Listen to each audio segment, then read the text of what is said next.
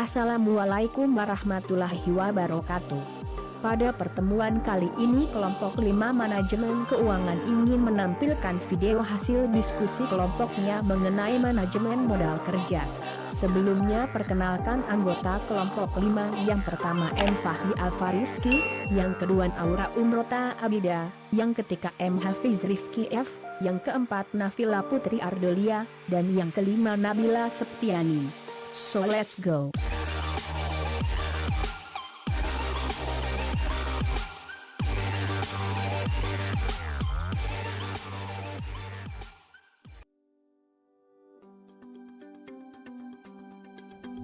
Background on working capital atau latar belakang modal kerja.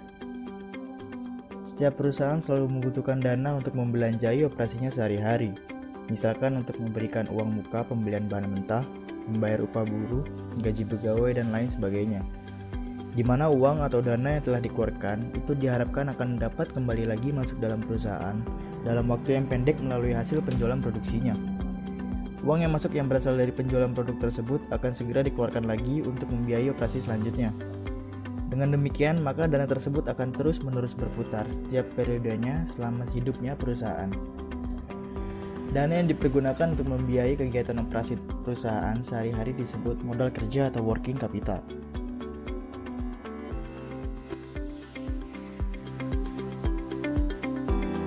Manajemen modal kerja atau working capital management menurut Harjito dan Martono merupakan manajemen dan elemen-elemen aktiva lancar dan elemen-elemen hutang lancar. Kebijakan modal kerja atau working capital policy menunjukkan keputusan-keputusan mendasar mengenai target masing-masing elemen atau unsur aktiva lancar dan bagaimana aktiva lancar tersebut dibelanjai. Tujuan manajemen modal kerja adalah mengelola aktiva lancar dan hutang lancar sehingga diperoleh modal kerja neto yang layak dan menjamin tingkat likuiditas perusahaan.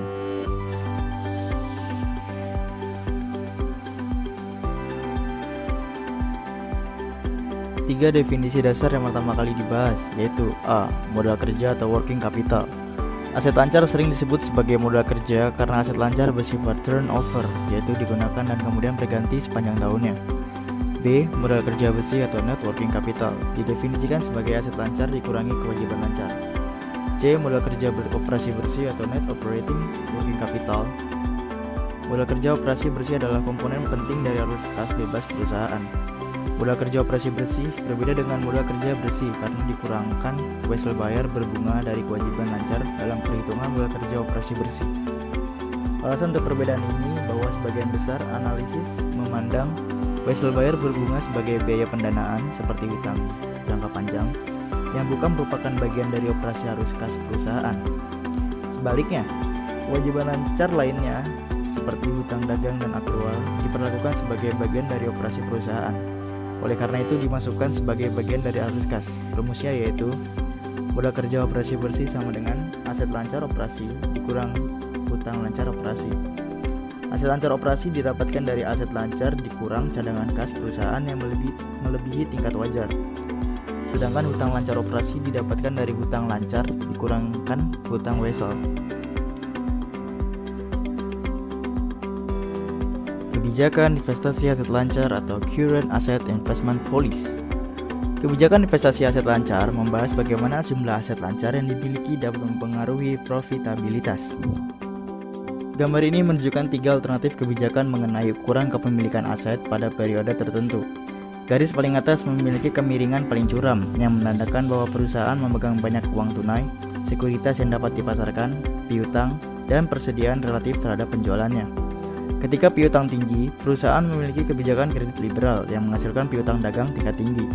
Inilah yang disebut kebijakan investasi longgar atau relax. Di sisi lain, ketika sebuah perusahaan memiliki kebijakan investasi yang terbatas, maka kepemilikan aset lancar diminimalkan.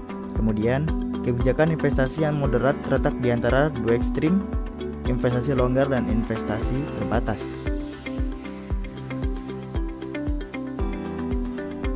Kita dapat menggunakan analisis DuPont untuk mendemonstrasikan bagaimana manajemen modal kerja mempengaruhi ROE, singkatan dari Return of Equity, atau perhitungan rasio yang menunjukkan kemampuan perusahaan dalam menghasilkan laba bersih dengan menggunakan modal sendiri yang tersedia bagi pemilik atau investor.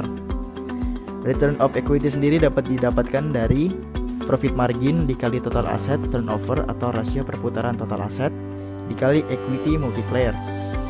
Profit margin didapatkan dari laba bersih dibagi penjualan, sedangkan total aset turnover didapatkan dari penjualan dibagi aset, dan equity multiplier didapatkan dari aset dibagi modal. Kebijakan yang dibatasi atau lean and mean menunjukkan tingkat aset yang rendah, karenanya rasio perputaran total aset tinggi, yang menghasilkan ROI tinggi saat hal lain dianggap konstan. Namun, kebijakan ini juga mengekspos perusahaan pada resiko karena kekurangan dana dapat terjadi yang menyebabkan penghentian pekerjaan, pelanggan yang tidak puas, dan masalah serius jangka panjang. Kebijakan yang longgar atau relax meminimalkan masalah operasi yang seperti itu, tetapi menghasilkan perputaran yang terendah dan akan menurunkan ROE. Sedangkan kebijakan moderat berada di antara dua ekstrim tersebut. Kesimpulannya, strategi yang optimal adalah strategi yang memaksimalkan laba jangka panjang perusahaan dan nilai intrinsik saham.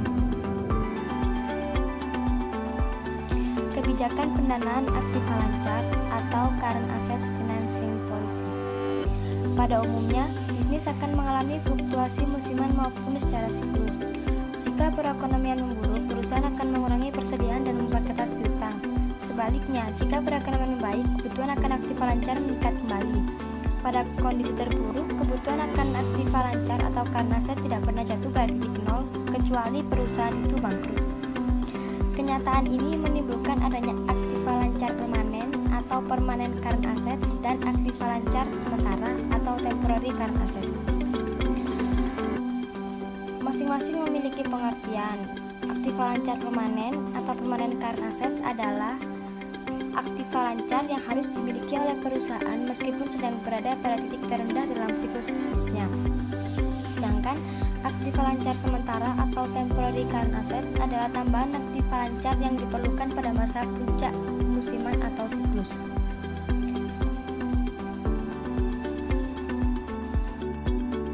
Cara bagaimana perusahaan mendanai aktiva lancar permanen atau permanent current asset dan aktiva lancar sementara atau temporary current asset dikenal sebagai kebijakan pendanaan aktiva lancar atau current asset. Pada dasarnya ada tiga alternatif kebijakan pendanaan aktiva lancar, yaitu pendekatan pencocokan waktu jatuh tempo atau maturity matching approach, kemudian pendekatan relatif agresif atau relatively aggressive approach, dan pendekatan konservatif atau conservative approach. Pertama, pendekatan pencocokan waktu jatuh tempo atau maturity matching or self-liquidating approach adalah suatu kebijakan keuangan yang mencocokkan waktu jatuh tempo aktiva dengan kewajiban. Strategi ini meminimalkan risiko perusahaan tidak mampu melunasi kewajiban-kewajibannya yang telah jatuh tempo. Namun pada kenyataannya ada dua faktor yang mencegah pencocokan waktu jatuh tempo menjadi sama persis. Yang pertama, terdapat ketidakpastian pada usia aktiva. Yang kedua, sejumlah ekuitas biasa harus digunakan dan ekuitas biasa tidak memiliki waktu jatuh tempo. Yang kedua, pendekatan relatif agresif atau relatively aggressive approach. Perusahaan relatif agresif mendanai seluruh aktiva tetapnya dengan modal jangka panjang dan sebagian dari aktiva lancar permanennya atau permanent current asset dengan kredit jangka panjang non spontan. Garis putus-putus pada grafik mungkin dapat berada di bawah garis yang membatasi aktiva tetap, yang artinya bahwa seluruh aktiva lancar permanen atau permanent current asset dan sebagian aktiva tetap didanai dengan kredit jangka pendek. Kemudian yang ketiga, pendekatan konservatif atau conservative approach. Pada grafik terlihat garis putus-putus yang menunjukkan aktiva lancar permanen atau permanent current asset, yang artinya bahwa modal jangka panjang digunakan untuk mendanai seluruh kebutuhan aktiva lancar permanen atau permanent current asset dan memenuhi beberapa kebutuhan pendanaan musiman. Perusahaan menggunakan kredit jangka pendek dalam jumlah kecil untuk memenuhi kebutuhan puncaknya dan memenuhi sebagian kebutuhan musimannya dengan menyimpan likuiditas dalam bentuk sekuritas. Punggung bukit di atas garis putus-putus menggambarkan pendanaan jangka pendek, sedangkan lebah di bawah garis putus-putus menggambarkan kepemilikan atas sekuritas jangka pendek. Memilih antara pendekatan atau choosing between the approach. Karena kurva imbal hasil biasanya miring ke atas, biaya utang jangka pendek umumnya menjadi lebih rendah dari utang jangka panjang. Namun, hutang jangka pendek lebih berisiko bagi perusahaan peminjam karena dua alasan. Yang pertama, jika perusahaan meminjam dalam jangka panjang, biaya bunga akan relatif stabil dari waktu ke waktu. Tetapi jika ia menggunakan kredit jangka pendek, beban bunganya dapat berfluktuasi secara luas. Yang kedua, jika perusahaan meminjam besar-besaran dalam jangka pendek, sementara resesi dapat mempengaruhi rasio keuangannya secara negatif dan membuatnya tidak dapat membayar kembali hutang ini. Siklus konversi kas atau the cash conversion cycle. Siklus konversi kas atau the cash conversion cycle menunjukkan waktu perusahaan dalam mengubah investasi dalam persediaan menjadi uang tunai. Siklus konversi tunai memiliki formula yang mengukur jumlah waktu, hari, kemudian perusahaan menggunakannya untuk mengubah input sumber dayanya menjadi uang tunai. Menghitung siklus konversi kas atau the cash conversion cycle dari laporan keuangan. Misalkan dalam laporan keuangan perusahaan diketahui cost of goods sold atau HPP-nya sebesar 1.013.899, inventory atau persediaan 250.000, account receivable atau piutang 300.000, account payable atau utang 150.000. Maka cara menghitungnya adalah inventory conversion period atau periode konversi persediaan sama dengan inventory atau persediaan per cost of goods sold per day atau HPP per hari sama dengan 250.000 per 1.013.889 per 365 sama dengan 90 hari. Jadi perusahaan membutuhkan rata-rata 90 hari untuk menjual dagangannya. Kemudian, periode penangguhan hutang dihitung dengan menggunakan harga pokok barang dan hutang yang dicatat sebagai harga perolehan. Caranya, payables deferral period atau periode penangguhan hutang sama dengan payables atau hutang per purchase per day atau pembelian per hari sama dengan payables atau hutang per cost of goods sold APP per 365 sama dengan 150.000 per 1.013.899 per 365 sama dengan 54 hari. Maksud dari perhitungan ini, perusahaan melakukan pembayaran rata-rata sampai hari ke-54. The cash budget atau anggaran kas. Perusahaan perlu memperkirakan arus kas mereka. Jika mereka mungkin membutuhkan uang tambahan, mereka harus menyiapkan dana jauh-jauh hari. Di sisi lain, jika mereka cenderung menghasilkan kas berlebih, mereka harus merencanakan penggunaan produktifnya. Alat perencanaan yang utama adalah anggaran kas. Anggaran kas bulanan bagus untuk perencanaan tahunan, sedangkan anggaran kas harian memberikan gambaran yang lebih tepat tentang arus kas aktual dan bagus untuk menjadwalkan pembayaran aktual setiap hari. Anggaran kas bulanan dimulai dengan perkiraan penjualan untuk setiap bulan dan proyeksi kapan penerimaan aktual akan terjadi. Lalu ada perkiraan pembelian bahan, diikuti dengan perkiraan pembayaran untuk bahan tenaga kerja, sewa, peralatan baru, pajak, dan biaya lainnya. Ketika pembayaran yang diperkirakan dikurangkan dari penerimaan yang diperkirakan, hasilnya adalah keuntungan atau kerugian kas bersih yang diharapkan untuk setiap bulan. Keuntungan atau kerugian ini ditambahkan atau dikurangkan dari saldo awal kas, dan hasilnya adalah jumlah kas yang akan dimiliki perusahaan pada akhir bulan jika tidak dipinjam atau diinvestasikan.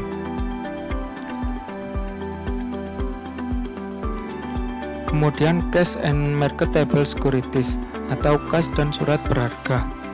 Saat kebanyakan orang menggunakan istilah kas, yang mereka maksud adalah mata uang atau uang kertas dan koin selain giro bank.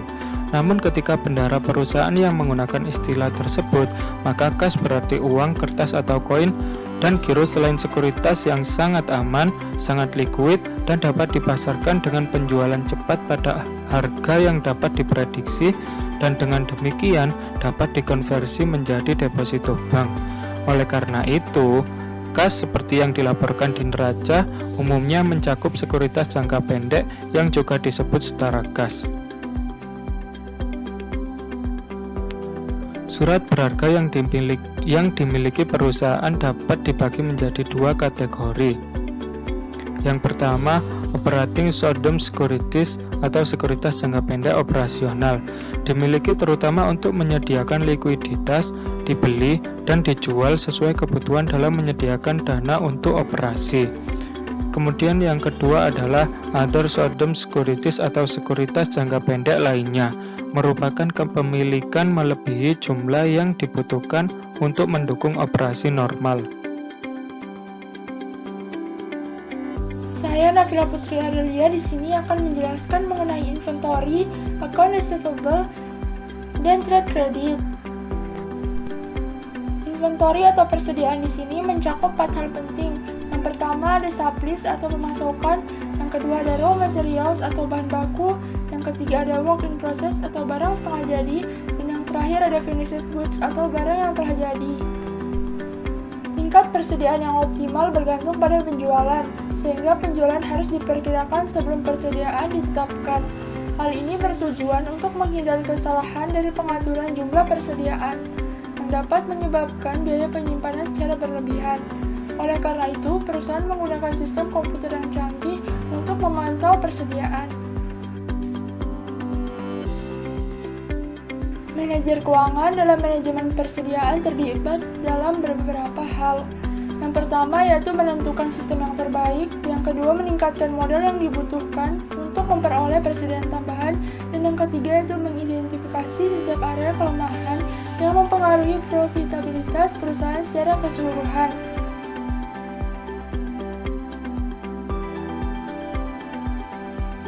Account receivable atau piutang dagang merupakan nilai jatuh tempo pelanggan. Dalam piutang ini terdapat kebijakan kredit. Kebijakan kredit ini terdiri atas 4 variabel. Yang pertama ada jangka waktu kredit, adalah lamanya waktu yang diberikan pembeli untuk membayar pembelian mereka. Yang kedua ada standar kredit, mengacu pada kekuatan finansial yang dibutuhkan dari nasabah kredit yang dapat diterima. Yang ketiga ada diskon, adalah pengurangan harga yang diberikan untuk pembayaran awal. Dan yang keempat ada kebijakan penagihan, mengacu pada prosedur yang digunakan untuk menagih rekening yang telah lewat jatuh tempo. Pemantauan piutang. Yang pertama, ada account receivable bisa dihitung dengan cara penjualan per hari dikali dengan lamanya periode pengumpulan. Yang kedua di sini ada DSO atau Day Sales Outstanding untuk mengukur perkiraan jumlah hari rata-rata yang diperlukan untuk mengumpulkan piutang usaha. Dihitung dengan cara piutang dibagi dengan rata-rata penjualan per hari sama dengan piutang dibagi dengan penjualan tahunan dibagi dengan 365. Untuk menghitung modal yang terikat piutang sama dengan ADS dikali dengan DSO. Trade credit atau kredit perdagangan di sini merupakan utang jangka pendek yang memfasilitasi pemberian persediaan tanpa pembayaran segera. Jenis kredit perdagangan di sini ada 2. Yang pertama yaitu kredit perdagangan bebas, merupakan kredit yang diterima selama periode diskon. Misalnya mendapatkan diskon 2% ketika membayar awal dalam periode waktu 10 hari. Yang kedua di sini ada kredit perdagangan yang mahal, merupakan kredit perdagangan yang diambil ketika diskonnya telah hilang. Di sini ada rumus mengenai biaya perdagangan tahun nominal. Dapat dihitung dengan cara biaya tahunan dari kredit tambahan dibagi dengan kredit perdagangan tambahan. Ini hasilnya akan sama ketika menghitung nominal annual cost of trade credit. Walaupun rumusnya berbeda, tapi hasilnya nanti tetap akan sama.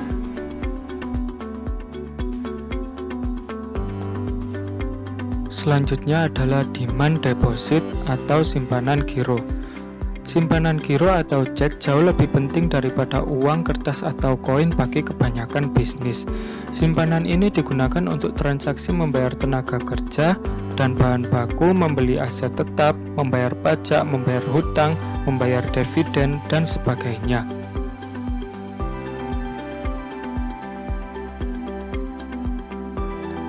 Kemudian ada teknik yang digunakan untuk mengoptimalkan kepemilikan giro. Di antaranya adalah yaitu yang pertama, pegang surat berharga daripada giro untuk menyediakan likuiditas. Yang kedua adalah meminjam dalam waktu singkat. Yang ketiga, perkirakan pembayaran dan tanda terima dengan lebih baik. Maksudnya, semakin baik perusahaan dapat memperkirakan arus kas masuk dan arus kas keluarnya, semakin kecil kebutuhan dana untuk memenuhi persyaratan yang tidak terduga. Oleh karena itu, meningkatkan perkiraan aliran kas masuk atau keluar dapat mengurangi kebutuhan untuk memiliki aset likuid dan dengan demikian dapat mengurangi jumlah modal kerja yang dibutuhkan.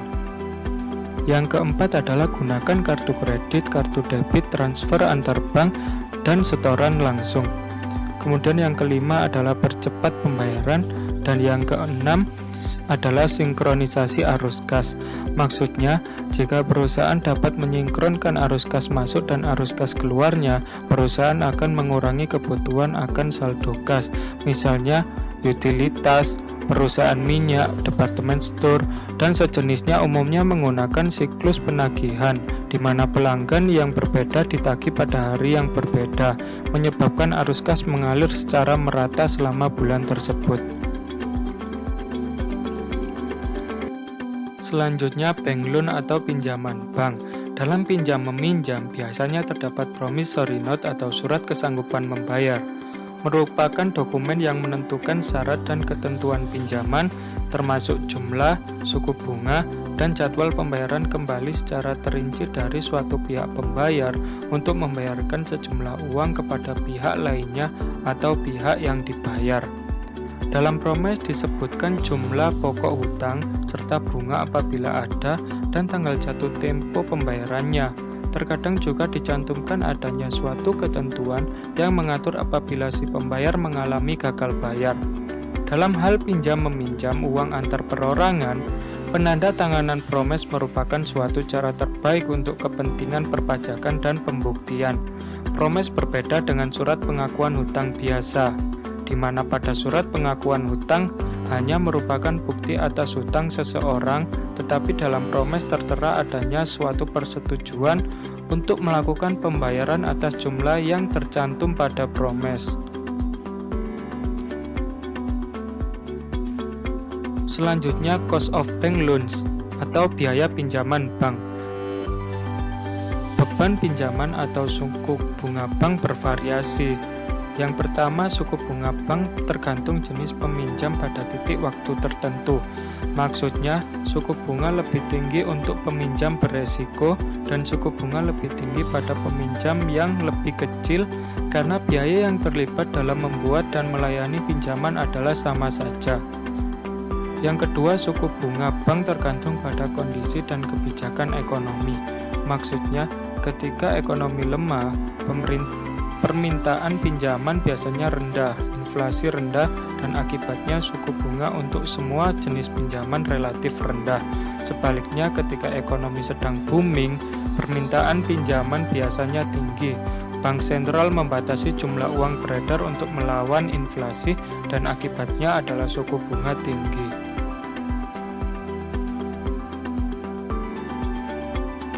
Selanjutnya, beban bunga bank. Regular simple interest atau bunga reguler atau sederhana. Bunga reguler atau sederhana merupakan perhitungan dalam situasi ketika bunga hanya dibayarkan setiap bulan. Bisa dihitung menggunakan rumus simple interest rate per day sama dengan nominal rate dibagi days in year. Atau dalam bahasa Indonesianya, suku bunga sederhana per hari sama dengan tingkat nominal dari bunga dibagi jumlah hari dalam setahun. Setelah nanti diketahui suku bunga sederhana per hari, maka tinggal dikalikan sebulan. misalnya bulan Januari 31 hari, maka hasil perhitungan suku bunga sederhana per hari dikali 31 hari. Selanjutnya beban bunga bank, add-on interest atau tambahan dalam bunga. Contohnya jumlah pinjaman yang sudah disetujui untuk peminjam sebesar 48 juta dengan tingkat bunga 12% dan jangka waktu 12 bulan. Dengan metode add-on, besaran pelunasan merupakan jumlah pokok ditambah dengan jumlah bunga. Perhitungannya adalah 48 juta ditambah 48 juta dikali 0,12, di mana 0,12 merupakan angka desimal dari tingkat bunga 12%, sama dengan 48 juta ditambah 5.760.000 dengan total akhir sebesar 53.760.000. Dengan metode ini, peminjam harus mengembalikan kepada kreditur atau bank sebesar jumlah pokok pinjaman ditambah bunga dengan total 53.760.000. Dengan besaran pokok ditambah bunga sebesar 53.760.000, maka angsuran selama 12 bulan sebesar 4.480.000 per bulan dari 53.760.000 dibagi 12 bulan. Selanjutnya, saya Nabila Septiani akan memaparkan mengenai commercial paper, accruals, kewajiban yang masih harus dibayar, dan penggunaan keamanan dalam pembiayaan jangka pendek. Commercial paper atau surat berharga komersial adalah surat sanggup atau promise yang diterbitkan oleh perusahaan, dan biasanya perusahaan yang menerbitkan commercial paper adalah perusahaan berkapitalisasi besar yang ingin meminjam dalam jangka pendek, paling lama adalah 270 hari atau 9 bulan. Commercial paper dijual terutama kepada perusahaan bisnis lain, perusahaan asuransi, dana pensiun, reksadana pasar uang, dan bank. Commercial paper ini umumnya merupakan unsecured debt, yaitu tanpa jaminan. Selanjutnya, pihak-pihak yang terkait dalam transaksi commercial paper, yang pertama ada penerbit atau issuers, adalah perusahaan yang membutuhkan dana dan menerbitkan commercial paper, atau disebut juga dengan debitur. Yang kedua, pengatur penerbitan atau arrangers, adalah bank yang mengarrange penerbitan commercial paper dan melakukan penjualan commercial paper kepada para investor. Yang ketiga, agen penerbit atau issuing agent adalah bank atau perusahaan efek yang berdasarkan perjanjian tertulis dengan calon penerbit melakukan pengabsahan commercial paper. Yang keempat, agen pembayar atau paying agent adalah bank yang berdasarkan perjanjian tertulis dengan calon penerbit commercial paper melakukan pembayaran sejak commercial paper tersebut jatuh tempo. Dan yang kelima adalah investor, adalah pemilik dana yang nantinya akan membeli commercial paper yang diterbitkan. Selanjutnya ada keuntungan dan kelemahan commercial paper sebagai alternatif pendanaan. Untuk keuntungan, yang pertama, pada umumnya commercial paper memberikan tingkat bunga yang relatif rendah daripada tingkat bunga modal kerja yang diberikan oleh bank. Yang kedua, penerbit commercial paper tidak memberikan jaminan kepada investor. Untuk kelemahan antara lain, tidak adanya aset perusahaan sebagai jaminan. Apabila perusahaan dilikuidasi, maka dari segi prioritas pembayaran, kembali kedudukannya hanya berada di atas modal pemegang saham dan di bawah kewajiban perusahaan lain. Yang kedua, tidak ada komitmen underwriting, sumber pembiayaan bersifat short term dan harus menerbitkan commercial paper secara kontinu untuk mempertahankan loss advantage.